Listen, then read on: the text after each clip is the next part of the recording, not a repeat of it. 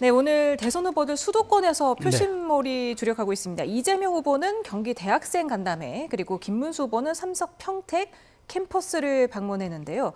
아무래도 중도 수도권 민심 확보가 관건이라고 판단한 걸까요? 그렇습니다. 지금 보면은 추세를 놓고 보면 여론조사를 보더라도 이제 무응답층 혹은 이제 응답 유보층, 그러니까 즉 우리가 이제 부동층이라고 얘기하는 속도가 빠르게 줄고 있습니다. 그러니까 양쪽의 지지를 한다고 지금 대선이 이제 10일도 채 남지 않은 D-8로 가다 보니까 빠르게 이제 빠지고 있고 이제는 한 자릿수밖에 채 남지 않은 상황이다 보니까 여기에 승부를 걸을 수밖에 없고 더군다나 이제 이 부분들은 수도권에 좀 집중돼 있다 보니까 아마 후보들이 지금 여기에 집중하는 것 같습니다. 그리고 이제 실제로 또 지금 또 지방을 가지 않는 이유가 당연히 내일 또 토론이 있잖아요. 내일 토론이 있으니까 멀리 가면은 또 이제 돌아오는 동선 문제도 그렇고 또 준비하는 과정도 그러니까 모든 후보들이 이제 수도권 쪽으로 이제 오늘은 집중하는 것 같고 이제 내일은 오전까지만 아마 수도권 한 다음에 그다음에 오후부터는 토론을 준비하겠죠. 그래서 저는 이제 많은 후보들이 이제는 사실 이제 추세는 어느 정도 굳혀졌고 이제 이재명 후보의 우세 속에 김문수 후보가 추격하는 양상이고 그다음에 이준석 후보는 약진하는 그런 양상이기 때문에 이건 아마 제가 보기에 대선 때까지 이런 추세가 흐름이 이어질 거로 보이기 때문에 아마 이제는 이제 수도권을 중심으로 이제는 박빙의 승부를 이제 펼치는 그런 준비들을 하게 되지 않을까 그렇게 전망합니다. 예, 이준석 후보는 뭐 유세 숨고르기인가요? 방송 인터뷰 위주로 또 오늘은 많이 편성을 했던데 어떻게 보셨습니까? 아무래도 이제 그 김문수 후보나 또 이재명 후보하고 다르게 선거운동 전체 볼륨이 좀 작습니다. 그 당세도 그렇고 또 여러 가지 선거 캠페인 하는 데 있어서 물리적 기반이나 이런 것도 작기 때문에 아마 이준석 그 후보 선대위에서는 효율성을 가장 중시하는 것 같아요. 나름의 선거 전략과 이제 동선과 일정을 가지고 움직이고 있는데 오늘 이제 방송기자 클럽 토론회도 있었고 예. 단일화 압박이 지금 거세게 오기 때문에 그에 대해서 정확한 메시지를 내는 게 지금 이준석 후보로서는 굉장히 기묘했을 거라고 생각을 합니다. 자칫 그 단일화 공세에 휘말리게 되면 여기서 또 이제 선거 캠페인이 주춤하게 되고 내일 마지막 토론회에서도 이제 그 질문에 시달릴 가능성이 있기 때문에 오늘 강하게 그에 대해서 선을 긋는 메시지를 낸 게 아닌가 싶고요. 어쨌든 이준석 후보가 특히나 이제 주된 그 본인의 지지 기반이 주로는 수도권 그리고 주로는 이제 청년 주로는 중도 여기에 많이 초점이 맞춰져 있지 않습니까? 그래서 이준석 후보의 그간의 움직임을 보면 다른 이제 그 지방 일정도 많이 수행을 했지만 수도권 일정에 집중이 돼 있었어요. 오늘은 이제 방송 토론도 있고 조금 이제 숨고르기 차원에서 메시지에 주력하는 이제 그런 모습을 보였다 이렇게 이해할 수 있을 것 같습니다. 네. 민주당이 비법조인도 대법관에 임명하고 대법관 수를 최대 100명까지 증원하는 내용의 법안을 철회하기로 오늘 결정을 내렸습니다. 이재명 후보는 지금은 사법 논란을 하지 말라고 제가 선대위에 지시한 상태다. 권성동 원내대표, 국민의힘 원내대표는 그렇기 때문에 이재명 후보가 당선되면 비슷한 법안을 또 시도할 거라고 확신을 한다. 이렇게 밝혔는데 어떻게 보십니까? 그러니까 지금 이재명 후보로서는 이게 이제 뼈아픈 이제 실책입니다. 그러니까 이게 물론 후보가 주도한 건 아니고 당이 주도했던 거지만 실질적으로 시기적으로나 내용적으로나 굉장히 이게 뼈아플 수밖에 없는 이유는 그 기본적으로 지금 상황이 이재명 후보에게 별로 유리하지 않게 전개되고 있는 이런 가운데 이렇게 중도를 자극하고 그다음에 말하자면 이재명 후보의 절대 권력을 어른거리는 듯한 이런 법안이 나온 거는 아주 시기적으로 굉장히 패착인 거죠. 더더군다나 한동훈 후보가 그랬나요? 이 후보에 대해서 네이밍을 했습니다. 이른바 유시민법 혹은 김어준 대법관법이라고 얘기를 했기 때문에 거기서 빠져나갈 수가 없었던 거죠. 이렇게 프레이밍 형성되고 나니까 민주당으로서는 아마 뜨거라 했을 겁니다. 그런데 이미 늦었고 이재명 후보의 지지율에 이게 반영이 돼버렸고 그런 측면에서 이재명 후보가 제어하지 않으면 이게 당으로서도 이제 안 되는 그런 상황까지 왔기 때문에 제어를 했는데 저는 이런 거죠. 이재명 후보가 늘 어떤 문제점으로 지적되는 게 말 바꾸기 아닙니까? 신뢰의 문제잖아요. 그러니까 정치적 유불리나 상황에 따라서 이런 말을 했다 저런 말을 했다 하는데 선거 초반에는 뭐 민심 경청 톤이 아주 낮은 자세로 가면서 국민의 목소리를 듣겠다고 하다가 선거 초반 이제 국민의힘의 내홍 때문에 좀 지지율의 반사이익을 얻어서 굉장히 과반을 넘어서는 이제 그렇게 좀 압도적인 상황을 보이니까 그때부터 발언 수위가 좀 세지면서 강도가 높아졌습니다. 그런 측면에서 이제 이런 실언도 나왔고 그다음에 당이 어떤 그 법안들을 굉장히 이재명 후보의 방탄사법이라든가 그다음에 조희대 특검법 이런 거 하면서 사실상 이재명 리스크가 아니라 정청래 리스크가 아니냐 이런 얘기까지 나오는 상황에서 지금 여기까지 온 거거든요. 그런 측면에서 이재명 후보가 수습은 하긴 했는데 과연 그렇다면 이재명 후보가 정말 대선 후보로 당선돼서 대통령이 돼 있을 때 만일 이 법안이 민주당에서 발의돼 왔을 때 거부권을 행사할 것인가 제가 보기에 이 부분은 아마 내일 정치 분야 토론회지만 상당 부분 후보들이 여기에 대해서 집중할 가능성이 있어 보입니다. 지금은 할 때가 아니라고 했기 때문에 뭐 국민의힘에서도 그렇고 뭐 나중에는 언젠가는 하겠다는 소리냐 이렇게 얘기하던데요. 어떻게 보셨습니까? 전체적으로 좀 속도 조절에 나섰다고 볼 수 있을 것 같고요.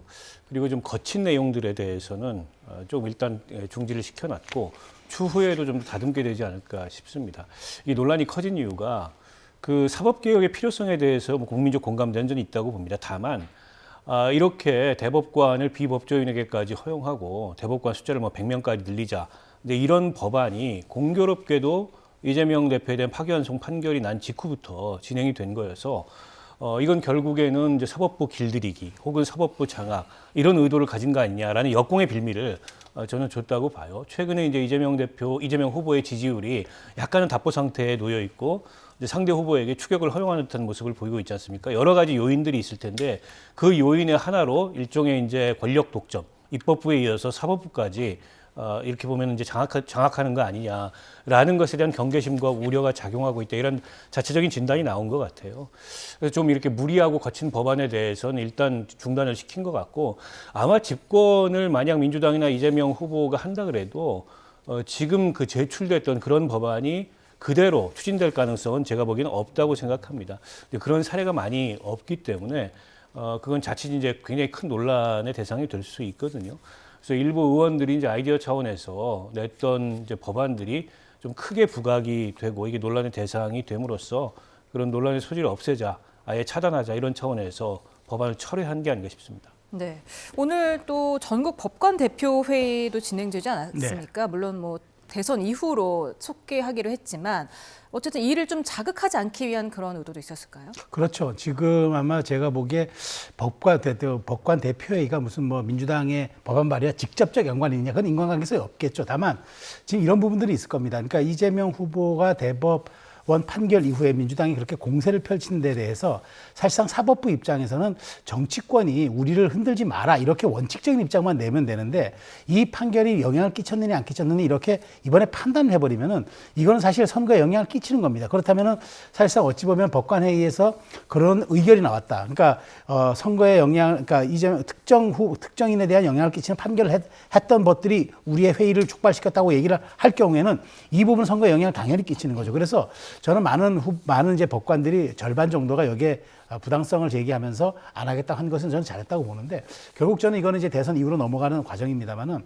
그렇지만 이번에 그러니까 대법원의 이재명 후보의 판결로 촉발된 이 문제가 결국 저는 법원이 스스로 정치권이 우리를 흔들지 말아달라고 요구하고 법원의 중립성과 독립성을 보장해야 된다고 얘기를 해야 될 텐데 오히려 이런 점에 이렇게 반응하는 모습을 보인 것은 향후 앞으로 이제 어떤 이제 정부가 출범하느냐에 따라 특히나 이제 이재명 정부가 출범하게 된다면은 이 전국 법관 대표회의가 과연 그러면 법관의 대표성을 정말 담보할 수 있느냐 이 문제가 또 논란이 될 수 있다고 봐요. 그런 측면에서 저는 오늘 어쨌든 법관회의에서 법관 대표회의에서 이 부분에 대한 안건 논의를 저는 철회하고 대선 이후로 넘긴 거는 잘했다고 생각합니다. 그거는 사실 법원 스스로가 법원의 지위를 흔드는 이런 모습들은 저는 지양하는 게 좀 좋다고 보기 때문에 그렇지만 저는 대선 이후에는 또 이 부분이 어떻게 또 새로운 양상으로 전개될지 그건 한번 봐야 할 상황이라고 생각이 됩니다. 예, 이재명 후보가 또 오늘 국방부 장관도 민간인으로 하는 게 바람직하겠다 이렇게 얘기를 했거든요. 차관은 뭐 민간인인 경우가 종종 있었습니다만은 이거는 어떤 의도라고 봐야 됩니까? 아무래도 그 위헌 불법적인 비상계엄 이후에 그리고 내란 사태 이후에 치러지는 대선이다 보니까 군의 문민화라는 게 자연스럽게 하나의 과제로 떠오르는 게 아닌가 싶은데요. 사실 이번에 뭐 국방부 장관이 이 불법 계엄과 내란에 깊숙이 연관이 돼 있고 그로 인해서 지금 구속돼서 재판을 받는 상태고 특히나 이제 육사 출신 그리고 특정 고등학교 출신의 이런 이제 고위급 그 군 인사들이 여기 연루가 돼 있지 않습니까? 과거에 있었던 그런 트라우마를 연상시키는 이제 그런 장면이 지금 이 상황에 펼쳐졌기 때문에 그에 대해서 제도적이고 구조적인 개혁 방안이 좀 필요하다라는 차원에서 군민화의 일환으로 국방장관을 이제는 군 출신이 아닌 민간인 출신의 정책 전문가가 할 때가 됐다. 근데 외국 사례를 보면 그 미국도 마찬가지고 다른 나라들도 마찬가지인데 군 출신이 아닌 민간인 출신이 정치인 출신이나 혹은 뭐 전문가들이나 이런 분들이 국방장관을 하는 사례들이 굉장히 많기 때문에 반드시 군 출신이 국방장관을 해야 하고 혹은 더 잘할 수 있다라는 거는 좀 시대적 추세에 맞지 않는 것 같습니다. 충분히 검토해 볼 수 있는 과제라고 생각하고 아마 이제 이재명 그 후보가 저렇게 공언을 했기 때문에 만약 집권을 한다면 실질적으로 추진될 가능성도 상당하다. 이렇게 전망이 됩니다. 네, 그런가 하면 이번에는 경기도 시흥에 있는 인공섬이죠. 거북섬이 논란의 중심에 섰습니다. 이재명 후보가 인공 서핑장 유치를 치적으로 언급한 데 대해서 이준석 후보는 장사가 안 되고 상가는 텅텅 비어있는 웨이브파크를 자랑 삼았다면서 시흥 시민들이 분노할 거다. 국민의힘은 이재명 후보가 집권하면 공실률 87%인 거북섬의 비극이 대한민국의 비극으로 귀결될 거다. 이렇게 말했는데 어떻게 보셨습니까? 그러니까 이재명 후보의 문제가 그러니까 본인이 어떤 이슈를 던지거나 어떤 이제 말하자면 선거운동 과정에서 사례를 던지는데 그 사례를 검증된 사례를 하는 게 아니라 본인 생각에 있었던 것을 그냥 하는 거예요. 그러니까 이게 제가 보기에 이게 참모들하고 아주 그 디테일하게 이 말하자면 사전 논의를 거친 게 아니라 본인이 인식하고 있는 걸 툭 내뱉는 그런 겁니다. 그러니까 지난번 뭐 그 호텔 경제학 이론도 마찬가지고 커피와 원가, 커피 원두 원가 120원도 마찬가지인데 이 사안의 팩트는 이겁니다. 그 개발에 대한 욕구가 있어서 개발을 했는데 여기에 대한 수요 예측이 별로 없었어요. 그래가지고 이재명 후보 얘기 그대로 한다 그러면은 우리가 꿰어서 우리가 유인해가지고 우리가 2년 동안 다 해줄게 해가지고 지지부진했던 부산 쪽에 있었던 업자들을 다 끌어들여서 우리가 2년 만에 빠르게 건축허가 다 내주고 인허가 다 내주고 해서 했다는 거죠. 그래서 이게 처음에는 잘 분양이 됐어요. 잘 분양이 돼가지고 시행업자들은 돈을 벌었는데 문제는 여기에 들어왔던 사람들이 짧은 시간 안에 다 이게 말하자면은 그 몰락해서 나갔다는 거죠. 심지어 15억의 낙찰을 받은 게 3억 원의 경매 나왔다는 거 아닙니까? 5배가 폭락을 한 거예요. 이런 사례를 근데 어떻게 치적으로 얘기를 합니까? 그리고 이 지금 공실률이 87%에 이르러서 사실상 여기가 유령화된 지금 그런 사실 유언지가 돼버렸는데 아니 어떻게 이걸 두고 나의 치적이라 얘기할 수 있죠. 그러니까 제가 보기에 이 처음부터 이재명 후보가 인식에 대해서 이건 오류가 있었던 겁니다. 근데 이게 문제가 되니까 언제 내가 뭐 거북섬이라고 그랬냐 이게 웨이크파크였고 그다음에 이거는 원래 2015년도인가 박근혜 정부가 이거는 원래 거북섬을 원래 유원지로 인허가 한 거다. 그건 맞죠. 그렇지만 인허가 한 것과 그러니까 유원지 그러니까 지정을 마리나로 지정을 한 것과 거기에서 일종의 대형 사업을 벌려가지고 그것이 업자들을 배불리고 실제 거기에 투자한 사람들은 전부 손해본 이 사안에 대해서 이재명 후보는 전혀 인식이 안 됐던 겁니다. 그러니까 이런 경제관과 이런 개발관을 가진 사람이 만일 대통령이 된다고는 온 국토가 개발 사업의 난장판이 되고 정작 배불리는 사람들은 업자들이고 그 국민들은 손해볼 거, 그러니까 국민들은 피해를 볼 것이다. 그게 지금 이 사안의 논점입니다. 근데 민주당이 이제 와서 이준석 후보가 왜 거북섬 엉뚱한 걸 건드렸냐고 얘기하는데 그건 사실이 뒤바뀐 거죠. 예, 이걸 가지고 국민의힘에서는 진상특위 구성 얘기도 나오고요. 민주당에서도 고발전을 하기도 했는데 이런 현상 어떻게 보고 계세요? 이게 그렇게까지 확대될 이슈인가 잘 모르겠습니다. 아마 이게 이제 시흥 유세에서 이재명 후보가 즉흥적으로 본인이 도지사 시절에 신속행정을 했던 성과를 열거하느라고 그 언급을 했던 것 같은데 저는 조금 과유불급이라고 생각해요. 이게 이제 내막을 보면 당시에 이제 어떤 의도를 가지고 또 어떤 배경 하에서 단기적으로 어떤 성과를 남겼던 간에 지금 상태는 굉장히 안 좋은 건 맞습니다. 그리고 거북섬의 거의 모든 게 웨이브파크라고 해도 과언이 아니에요. 거북섬과 웨이브파크가 각각 별개가 아니고 웨이브파크가 곧 거북섬이고 거북섬이 웨이브파크거든요. 근데 실제 공실이 많고 그러니까 실패한 사업으로 지금 남아 있는데 굳이 그걸 언급함으로써 이 논란의 빌미를 제공할 필요가 없었다. 그런 점에서 이재명 후보 측은 현장 발언에 각별히 좀 신경을 써야 되지 않을까 싶습니다. 돌이켜 보면 뭐 호텔 경제학이라든지 뭐 커피값 120원 이것도 이재명 후보의 유세 중에 나왔던 발언을 이제 꼬투리가 잡혀가지고 논란이 커진 거고. 뭐 셰시의 발언도 마찬가지입니다. 그거 과거에 했었던 발언이지만 유세에서 그걸 다시 본인 스스로 언급함으로 인해서 어떻게 보면 이제 논란거리를 제공을 했거든요. 보통 선거에서 많이 앞서 있는 후보는 쟁점 회피 전략을 씁니다. 가급적 이슈를 만들지 않고 가급적 특정한 의제를 만들지 않고 원만하게 대세론에 기대서 이렇게 해서 캠페인을 진행하는 데 반해서 이재명 후보가 중간에 이제 차이가 커지면서 자신감이 많이 생겨서 그런지 최근 들어서 이제 유세 발언이 길어지고 그 과정에서 여러 가지 언급을 하는데 이제 이런 논란거리로 이렇게 확대되는 것들이 좀 있다고 보거든요. 그래서 이거 가지고 뭐 공방을 벌이고 고소고발하고 이거 선거 때면 늘 있는 일인데 어쨌든 캠페인이나 선거운동 전략의 측면에서 민주당이나 이재명 후보가 조금 좀 생각해봐야 될 대목들이 있지 않을까 싶습니다. 네.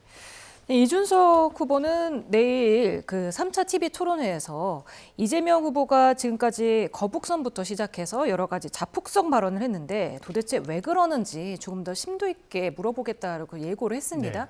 네, 3차 TV 토론회 어떻게 전망하십니까? 3차 TV 토론 마지막입니다. 근데 이제 정치 분야잖아요. 그러니까 사실 정치 분야니까 총망라할 수 있어요. 모든 게 다 나올 수 있습니다. 제가 보기에 사법 이슈부터 말하자면 지금 이제 후보들의 유세에서 나왔던 문제까지 다 나올 수 있을 것 같습니다. 그리고 이제 이재명 후보 입장에서는 이제 아마 김문수 후보와 이제 그 이준석 후보의 단일화 문제를 집요하게 물고 늘어질 겁니다. 그렇게 프레이밍을 형성하면서 이제 내란 세력의 연대라는 쪽으로 이제 몰아가면서 우리 이제 말하자면 국민들에게 자신들의 정의로운 세력임을 이제 입증하는 그런 이제 모습을 보일 것 같은데 제가 보기에 내일 이준석 후보는 단단히 준비하고 나올 겁니다. 그러니까 그동안 1, 2차 토론회를 통해서 이재명 후보의 말 실수에 대한 어록들이 좀 있습니다. 아마 이제 이준석 후보가 또 일종의 그 말하자면 상대의 말을 잡아채는 능력이 뛰어나기 때문에 그런 측면에서 내일 아주 난타전이 예상이 되는데 아마 이재명 후보도 아마 단단히 준비를 할 것으로 저는 생각이 되고요. 여기에 이제 그 사실은 내일이 단일화했던 마지노선 아니겠습니까? 그런 측면에서 미묘하게 이제 그 김문수 후보와 이제 이준석 후보가 얼만큼 또 일단 연대의 또 모습을 보여줄지, 그 다음에 실제로는 단일화에 대해서는 굉장히 팽팽한 기싸움을 하고 있지만 일종의 보수 적장자를 또 이준석 후보는 자처하고 있는 거고, 그 다음에 지금 보수 정당의 주류는 또 국민의힘이기 때문에 그런 측면에서 내일 아마 미묘한 또 신경전이 좀 있을 것 같습니다. 그렇지만 어쨌든 이준석 후보는 내일 단일화에 대한 문제를 좀 말하자면 선제적으로 차단하기 위해서라도 이재명 후보에 대한 강도 높은 얘기를 하면서 이재명 후보 단일화를 물을 때 또 그것에 대한 답변으로 아마 이 문제를 돌파하려고 저는 생각할 것 같습니다. 어찌됐건 내일 마지막 남은 토론회에 따라서 결국엔 단일화에 대한 여부도 저는 결정이 되기 때문에 내일 아마 이 세 후보 간에 뭐랄까요, 그 사랑의 짝대기는 아니겠지만 서로 간에 이제 그 공격하는 포인트들을 한번 눈여겨봐야 될 지점이 아닌가 그렇게 생각이 됩니다. 예, 아직 누구를 택할지 선택 못한 중도층 그런 유권자들이 내일 TV 토론을 보고서 좀 많이 흔들릴, 움직일 가능성은 어느 정도로 보십니까? 영향을 받을 수 있다고 봅니다. 지금쯤 되면은 이제 선택하지 않은 무당층 비율이 굉장히 줄어들고 이게 지지층이 결집하는 그 최대 결집을 하는 그런 시점에 왔는데 아직까지 이제 부동표들이 좀 남아 있거든요. 그 부동표들도 내일 TV 토론 마지막 토론을 좀 주시하고 있을 거라고 보고요. 세 번째 토론이기 때문에 이제 서로 간에 상대의 장단점이나 혹은 상대의 전략이나 이런 것들이 어느 정도 파악이 돼서 가장 치열한 토론을 아마 내일 벌이지 않을까 싶고요. 분야도 이제 정치 분야이기 때문에 앞서 말씀을 하셨지만 모든 걸 다 망라할 수 있거든요. 근데 이제 한 가지 좀 후보들께서 그 유의해야 하고 저도 당부드리고 싶은 게 지난 2차 토론에서도 이제 상당 정도 네거티브한 토론이 진행이 됐습니다. 근데 자칫 내일 그런 식의 뭐 인신공격성 그런 공격까지를 포함한 그런 네거티브 1번도로 흐를 경우에 유권자들 입장에서는 그냥 눈살을 찌푸릴 수밖에 없는 그런 토론이 될 수도 있다. 그런 점을 감안해서 좀 상대 검증에 최선을 다하되 좀 생산적인 그런 토론이 이루어졌으면 좋겠다는 생각이 들고요. 특히나 지금 이재명 후보도 개헌에 관해서 공약을 했고 김문수 후보도 임기 단축을 포함한 이제 개헌 공약을 했습니다. 내일 정치 분야다 보니까 개헌과 정치 개혁에 대해서 후보들이 갖고 있는 공약과 또 비전 이런 것들이 자연스럽게 비교될 수 있는 기회인데 그런 내용들이 좀 충실히 토론이 됐으면 좋겠고요. 그리고 정치의 궁극적인 목적은 어쨌든 국민통합 아니겠습니까? 지금처럼 이렇게 적대와 분열에 정치를 어떻게 극복할 건지 후보들이 갖고 있는 그에 대한 어떤 소신이나 비전이 어떤 건지 이런 것도 국민들 앞에서 좀 설명할 수 있는 그런 기회가 됐으면 좋겠습니다. 네. 2차 TV 토론 다음 날 이재명 후보와 김문수 후보가 서로 토론에서 거짓말을 했다면서 네. 허위사실 공표로 맞고발했습니다. 이게 어떤 발언에 대한 것이었냐면 이재명 후보의 투개표 조작 부정선거 네. 언급을 안 했다와 김문수 후보의 전광훈 목사에게 내가 무슨 눈물을 보였느냐 이 발언인데 이에 대해서 좀 바로잡지는 않을까 싶기도 한 게 왜냐하면 지난번에 국민의힘 경선 과정에서 김문수 후보가 한동훈 전 후보와의 맞수 토론을 벌였을 때 과거 폭행 치상 전과에 대해서 전혀 없다고 말했었다가 토론회 직후에 사실관계를 바로잡지 않았습니까? 네. 이런 일이 또 벌어질 수 있을까요? 그 토론에서 이제 아마 이게 지금 비긴 싸움입니다. 그거 뭐냐면 이재명 후보도 사실과 달랐고 김문수 후보도 영상을 보면 좀 사실과 다른 측면이 있어서 서로가 서로에게 고소고발을 했지만 이 부분이 서로가 우리는 깨끗하다라고 얘기할 수가 우리 사실이 아니다 이렇게 얘기할 수가 없는 상황이 돼버렸어요. 그래서 내일 아마 만일 서로 간 질문이 이게 있다 그러면은 이제 서로가 여기에 대해서 아마 시인할 수도 있다고 보지만 근데 부정선거에 대해서 내일 서로가 안 할 가능성이 높다는 게 제가 왜 그러냐면은 이건 이재명 후보에게도 불리하고 그다음에 김문수 후보도 썩 그렇게 택하고 싶지 않은 그런 이제 주제이기 때문에 서로가 서로 피해갈 수도 있고 또 전광훈 목사 이 부분에 대해서는 사실상 어찌 보면 김문수 후보 입장에서는 이미 지난번에 이제 영상과는 관계없이 선을 그은 거거든요. 그리고 지금 한동훈 후보가 얘기하고 있는 이른바 광장 극우 세력과의 절연 문제가 나오기 때문에 이 부분에 대해서는 아마 김문수 후보도 여기에 대해서는 뭐랄까 좀 언급을 안 하는 쪽으로 아마 갈 가능성이 커서 내일 서로 맞질문이 와서 이거 가지고 팩트 체크를 서로 하자고 하지 않는 한 이 부분은 제가 보기에 구렁이 담당가보다 넘어갈 거고 그다음에 여기 대해서는 서로가 서로 간에 그 일종의 좀 귀책 사유가 있기 때문에 아마 이건 대선이 끝나면 상쇄되는 쪽으로 가지 않을까 그렇게 전망이 됩니다. 네. 예, 지금 선대위 합류 제안을 고사하고 계속해서 독자 유세를 이어가던 한동훈 전 대표가 여기에 합류를 한 것으로 보이는데요. 사실 어제 처음으로 또 김문수 후보의 이름이 들어간 옷을 입고서 유세에 나서지 않았습니까? 어떻게 보셨습니까? 어제 이제 송파구 유세에서 김문수 후보 이름이 들어간 옷을 처음 입었는데요.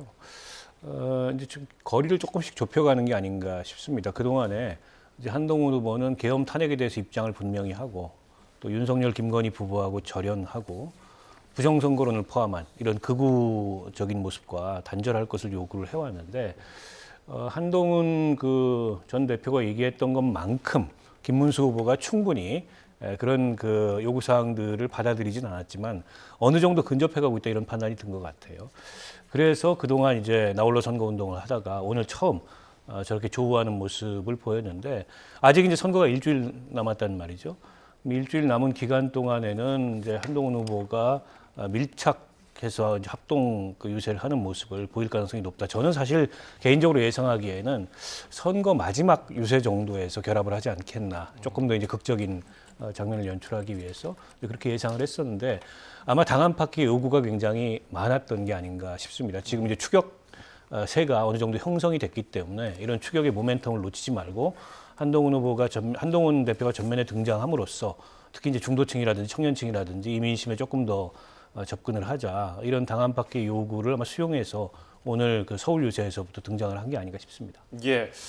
어제부터는 이제 김문수 후보 이름이 적힌 옷을 입고 유세에 나섰고 조금 전에 김문수 후보가 서울 강북 지역에서 성북 지역에서 유세를 할 때 단상 위에 올라가서 함께 손을 맞잡고 선 모습도 볼 수가 있었습니다. 저희가 자료가 준비되면은 바로 보여드릴 텐데 이 장면입니다. 예, 현장 한번 들어볼까요? 여러분 박수 많이 보내주세요. 지금 우리 한동훈 후보가 오셨으니까 한동훈 후보 말씀을 먼저 들어보겠습니다.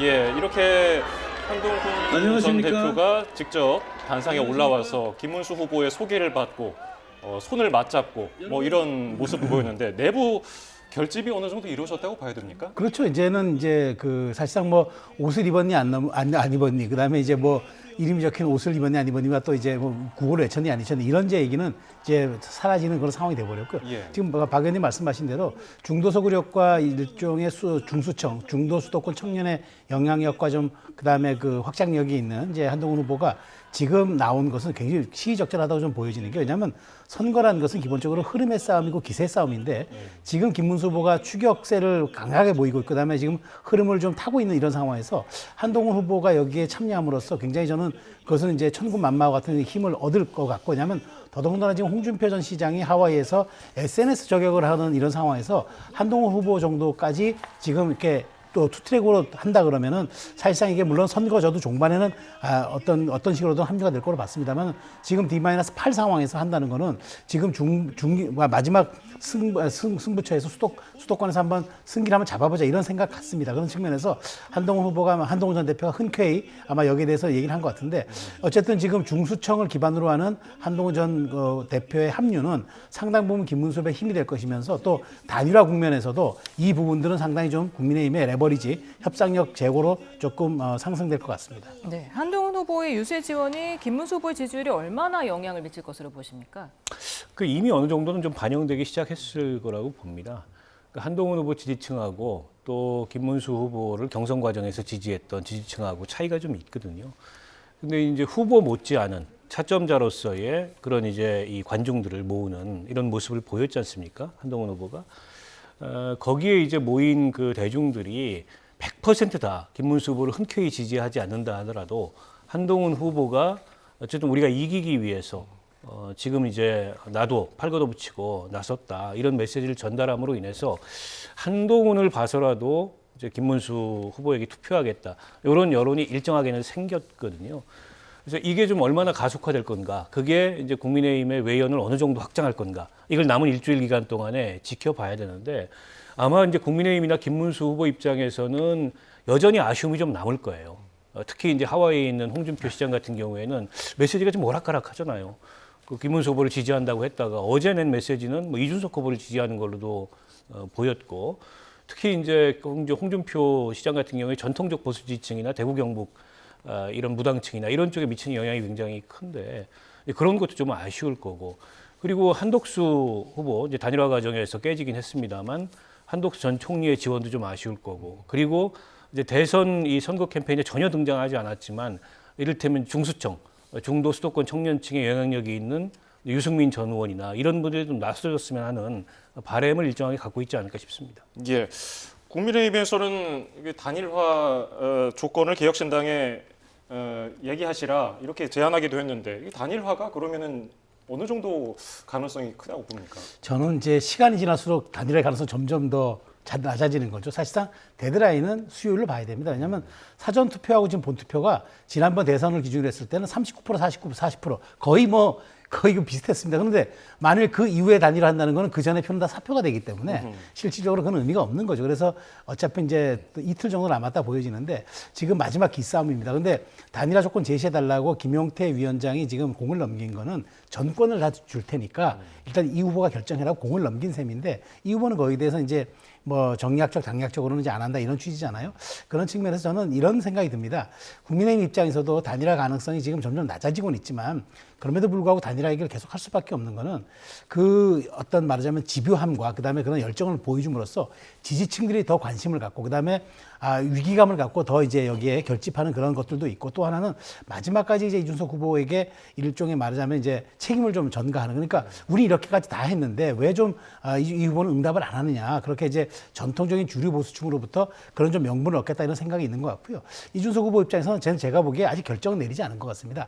아직도 저울질하면서 하루에도 10번 정도는 성을 쌓았다가 허무는 그런 생각들이 반복이 될 겁니다. 그런데 이제까지 온 언행을 쭉 놓고 보면은 그래도 완주함으로써 본인이 두 자릿수는 나올 것 같으니까 여기에서 명분을 찾아서 나중에 보수의 어떤 블루칩으로 좀 자리하자 이런 생각이 있는 것 같아요. 그런데 사실 정치는 생물이고, 그다음에 이재명 후보가 만일 대통령이 됐을 때 개혁신당은 제 세석을 가진 겨우 미니정당이거든요.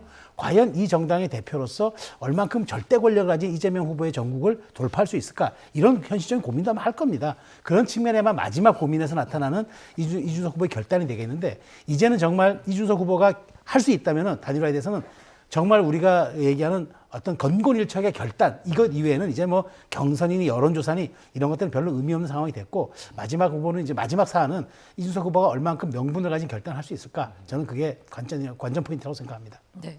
말씀하신 대로 사전투표 전날인 모레까지는 단일화를 해야지만 그 효과가 있는 걸 텐데, 이준석 후보가 자신이 사퇴하는 단일화 가능성은 0%다.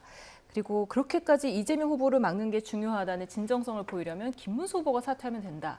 이렇게 강경하게 말을 하는 걸 보면은 단일화 가능성이 좀 낮은 게 아닌가 이렇게 보이거든요. 그렇습니다. 아주 강한 거부 의사를 드러냈고요.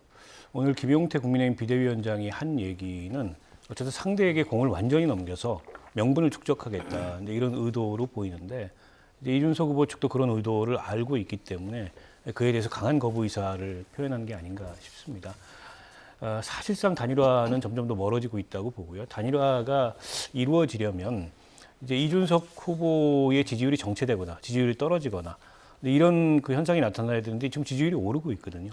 그러니까 이준석 후보는 완주에 대한 자신감이 점점 생기고 있고, 또 김문수 후보 지지율이 40% 초반대를 보여서 자력으로 추격하는 모습을 보였는데 아직 그런 모습을 보이지 못하고 있습니다.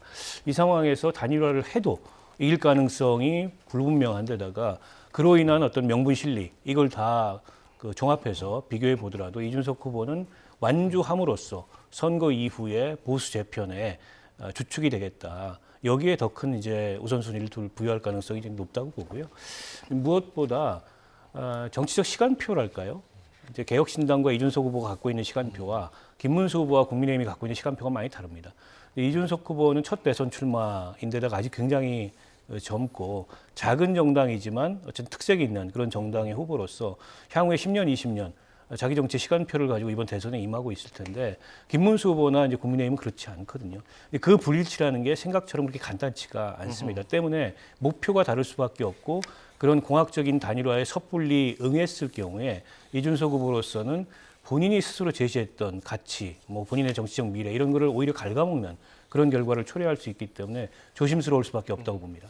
이준석 후보는 계속 밀어내는 발언을 하고 있지만은 이재명 후보는 결국 단일화될 거라고 언급을 하면서 변수가 아니라 상수로 보고 있거든요. 이건 어떻게 봐야 됩니까? 내부 단속력 전략입니다. 이재명 후보도 사실 이제 단일화는 어렵다고 보지만 지금 실질적으로 약간 이제 이재명 후보가 계속 대세론을 유지하다 보니까 민주당을 지지하는 이른바 진보에서의 연성 지지층들은 약간 이완된 생각들이 있거든요. 어차피 뭐 이재명 후보 될 텐데 우리가 굳이 뭐 이렇게 적극적 투표할 필요가 있나라고 생각하는 그 이완되고 있는 연성 지지층들을 끝까지 끌어안겠다. 그래서 긴장해달라. 단일화가 상수니까 여러분들이 여기에 투표에 참여해달라. 아마 그런 내부 단속용 발언이지 이재명 후보도 뭐 정치 1년 하신 분 아니지 않습니까? 기류나 상황으로 봤을 때 이 단일화가 쉽지는 않겠구나 싶지만 어쨌든 단일화를 계속 얘기함으로써 본인이 이제 말하자면 내란 세력 심판이라는 명분도 유지할 수 있고 또 약간 이완돼가는 어떤 그런 연성 지지층들을 계속 잡아두는 그런 또 역할도 그런 역할도 할 수 있기 때문에 아마 그런 점을 염두에 두고 계속적인 단일화 프레임을 짜는 게 아닌가 저는 그렇게 생각하고 있습니다. 네, 3년 전 대선에서 이재명 후보가 0.73%포인트 격차로 윤석열 전 대통령에게 패했을 때 2.37% 득표를 기록했던 심상정 정의당 후보에게 진보 진영에서 패배 책임론을 일지 않았습니까? 만에 하나 이재명 후보와 김문수 후보 득표율 격차가 이준석 후보 득표율보다 좀 작을 경우에 같은 책임론이 일지 않을까요? 뭐 그런 책임론이 나올 가능성이 있죠. 그래서 이준석 후보가 더더욱 이제 본인의 명분을 강하게 이제 축적하기 위해서 이 단일화에 대해서 분명한 자기 입장을 표명하고 그 책임론 프레임에 빠지지 않기 위한 이제 그런 그 노력을 기울이는 거라고 보고요. 이제 문제는 최종 결과가 어떻게 나타나냐에 따라서 좀 다를 수 있다고 봅니다. 예를 들어서 이준석 후보가 10% 넘는 득표율을 기록을 한다. 그러면 그런 책임론에 빠질 이유가 없죠. 그거는 이제 자력으로서 굉장히 독립적인 득표 기반을 가지고 상당히 선전한 결과이기 때문에. 근데 이제 이준석 후보가 지금보다 지지율이 많이 빠져가지고 예를 들어서 한 자릿수, 그것도 아주 낮은 한 자릿수 저기를 기록했는데 득표율을 그 격차만큼 차이가 나서 김문수 후보가 졌다. 이런 결과가 나타난다면 그런 책임론이 일어날 수도 있다고 봅니다. 이준석 후보가 자신은 사과를 받은 적이 없다. 허공에 대고 사과할 거면 일본의 과거사 갖고 왜 싸우냐 이렇게 말하기도 했는데 혹시 친윤계가 조금 직접 가서 사과를 하면 좀 마음이 누그러질 수도 있겠습니까? 그러니까 지금 남은 카드는 하나 그겁니다. 제가 보기에 원래 선거 막판에 말이죠.